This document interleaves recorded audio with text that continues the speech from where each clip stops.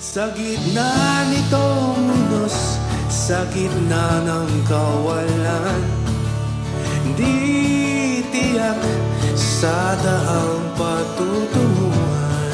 O Diyos, nandyan ka lang, sabay-bay naghihintay. Ikaw ang aking ilaw, ikaw may hawak sa aking buhay.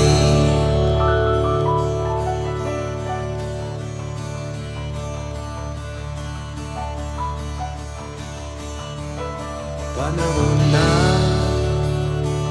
magkaisa, huwag mawala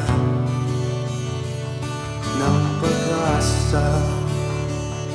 Ang buhay di lang material, pag-ibig dapat